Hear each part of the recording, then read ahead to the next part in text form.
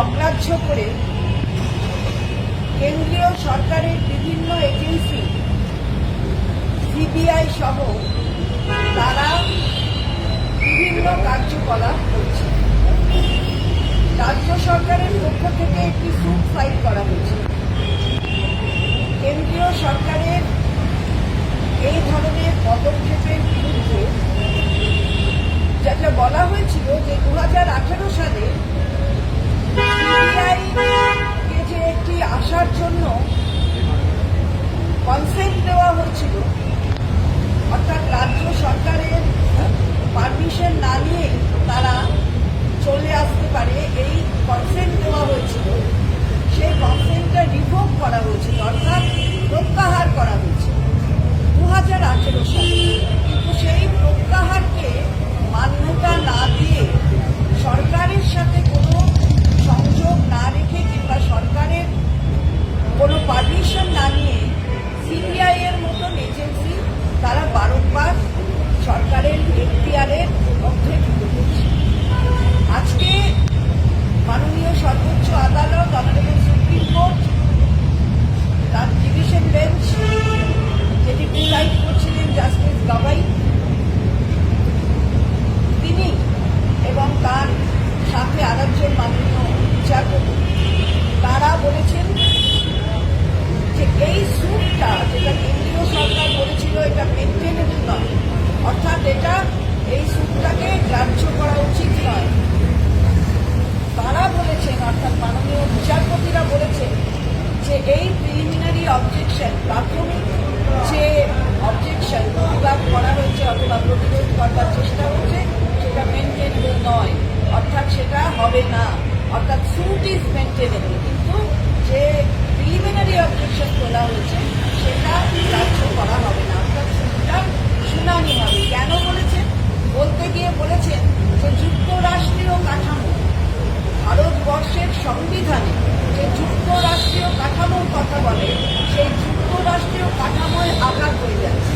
কারণ এটা সরকারের পক্ষ থেকে, রাজ্য সরকারের পক্ষ থেকে বলা হয়েছে যে সংবিধানের যে কতগুলি নির্দেশ দেওয়া সংবিধানে, তাকে এই ধরনের এজেন্সি যদি ঢুকে পড়ে, এখতিয়ারভুক্তভাবে রাজ্য সরকারগুলির এখতিয়ারকে সম্পূর্ণভাবে অগ্রাহ্য করে, তাহলে সেটা একটি ওভাররিচিং দ্য কনস্টিটিউশনকে অগ্রাহ্য করা হবে। এবং সেই কথাই মাননীয় বিচারপতি জাস্টিস গাভাই সেই কথাই বলেছেন আজকের অর্ডার দেওয়ার সময়। ফেডারেলিজম, কিছুদিন আগেই এখানে ইস্টার্ন রিজিওনাল কনফারেন্স হয়েছিল, আপনারা সবাই সেটা জানেন। এখানে একটা ইস্টার্ন রিজিওনাল কনফারেন্সে সর্বোচ্চ আদালতের chief justice, honourable chief justice Chandrachud, তিনিও এসেছিলেন এখানে, এবং সেখানে তারও বক্তব্য আপনারা সবাই শুনেছেন, সবাই জানেন।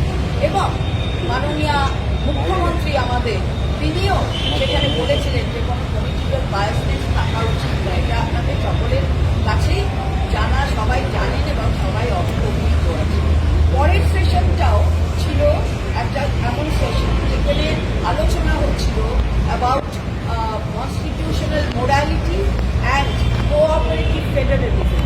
সেখানে ডিসাইড করছিলেন জাস্টিস গাভাই, সেখানে জাস্টিস দিগম্বর দত্ত ছিলেন, সেখানে মাননীয় অ্যাটর্নি জেনারেল ভারতবর্ষের তিনিও ছিলেন, মাননীয় মুখ্যমন্ত্রী সেখানে দর্শক আসনে ছিলেন, আমরাও দর্শক আসনে ছিলাম।